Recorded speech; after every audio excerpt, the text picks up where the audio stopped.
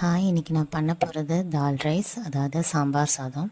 அதுக்கு ஒரு சின்ன டம்ளரில் கொஞ்சம் ரைஸு பாதி தால் எடுத்து கொஞ்சம் சோக் பண்ண வச்சுருக்கேன். ஒரு 10 மினிட்ஸ் ஒரு 20 மினிட்ஸ் சோக் பண்ணால் போதும், ஊற வச்சா போதும். பிறகு தேவையான வெஜிடபிள்ஸ் இங்கே நான் என்ன எடுத்திருக்கேன்னா, ஆனியன், டொமேட்டோ, கேரட், பீன்ஸ், பிறகு 3 துண்டு பூண்டு இவ்வளோ எடுத்திருக்கேன். ஃபஸ்ட்டு நான் ஆனியனை சாப் பண்ணிக்கிட்டேன். திரும்ப தக்காளி, டொமேட்டோவை சாப் பண்ணிக்கிட்டேன்.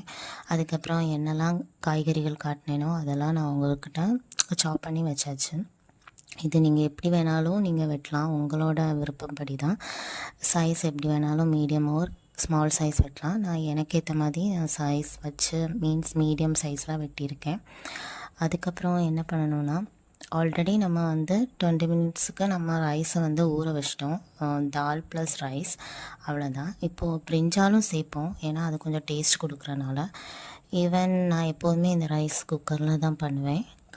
பிறகு கொஞ்சம் எண்ணெய் ஊற்றிட்டு, எண்ணெய்க்கு பதிலாக நெய் ஊற்றலாம். நான் இங்கே கடலெண்ணெய் ஊற்றிருக்கேன். கொஞ்சம் 2 ஏலக்காய், 2 பட்டை, கிராம்பு அதை சேர்த்துட்டு ஃபஸ்ட்டு 5 பச்சை மிளகா போட்டிருக்கேன். பிறகு நறுக்கின வெங்காயம், அது கொஞ்சம் நம்ம சாட்டே பண்ணிக்கலாம். பிறகு கொஞ்சோண்டு கருவேப்பிலை, பிறகு வெட்டின அந்த பிரிஞ்சால், தென் ஆஃப்டர் தேட் நம்ம கேரட், பீன்ஸ் எல்லாம் வெட்டியிருக்கோம் இல்லையா, அதெல்லாம் போட்டு நல்லா வதக்கின பிறகு கொஞ்சம் அதில் மஞ்சள் தூள் இவ்வளோ தான் போடணும். வேறு ஒரு மசாலா பொருட்களும் போட தேவையில்லை.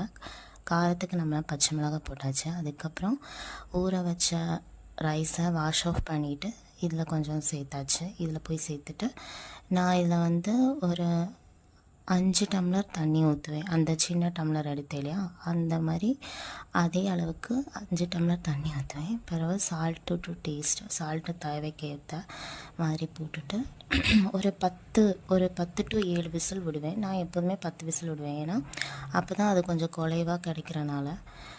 ஸோ இதான் சாம்பார் ரைஸ்.